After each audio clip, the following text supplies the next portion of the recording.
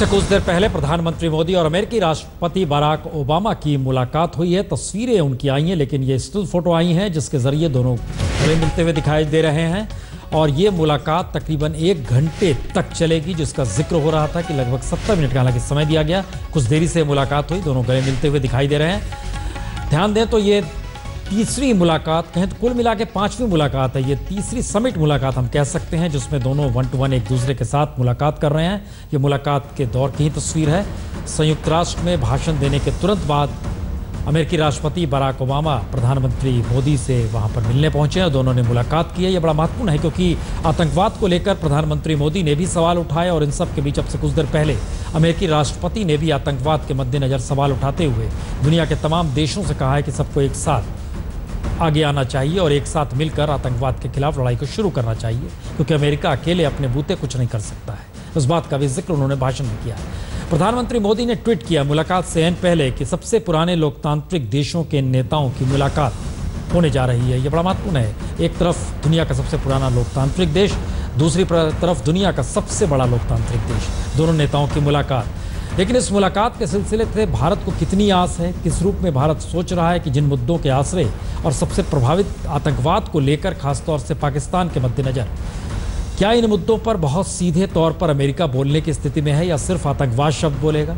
दूसरा बड़ा सवाल है कि इन सब के बीच एनर्जी सिक्योरिटी को लेकर हो रहा है कुछ बातचीत होगी, पर्यावरण को लेकर बातचीत होगी, भारत के इंफ्रास्ट्रक्चर और ख़ास तौर से जो आर्थिक सुधार की दिशा में बढ़ते हुए कदम है, उस दिशा में जो समझौते होने की दिशा में भी बातचीत हो सकती है। ये सारी चीज़ें हैं, लेकिन भारत की एक चिंता लगातार है और विपक्ष लगातार इस बात का जिक्र कर रहा है कि भारतीय प्रधानमंत्री जा तो रहे हैं, लेकिन लगातार जिस निवेश का जिक्र हो रहा है वो आ नहीं रहा है। दुनिया के तमाम देश अभी भी हाथ पीछे किए हुए हैं। ये बहुत महत्वपूर्ण मुलाकात इसलिए इस मायने में है क्योंकि पिछली बार जब मुलाकात हुई थी तो उसमें भारत में विकास के मद्देनजर आर्थिक सुधार की दिशा में बढ़ते हुए कदमों का जिक्र प्रधानमंत्री मोदी की तरफ से किया गया था। और उस समय अगर याद कीजिए तो भूमि अधिग्रहण अध्यादेश लाया गया था और इन सब के मद्देनजर अब वो भूमि अधिग्रहण अध्यादेश भी वापस हो गया। इकोनॉमिक रिफॉर्म किस तरह किस रूप में होगा, लेकिन बातचीत के केंद्र में क्या वाकई टेररिज्म आतंकवाद रहेगा। कुछ देर पहले अमेरिकी राष्ट्रपति ने क्या कहा, ये हम आपको सुनाते हैं आतंकवाद को लेकर। I lead the strongest military that the world has ever known, and I will never hesitate to protect my country or our allies unilaterally and by force where necessary.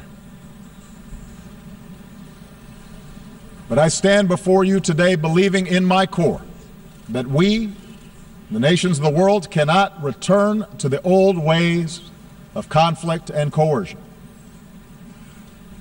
We cannot look backwards. We live in an integrated world, one in which we all have a stake in each other's success.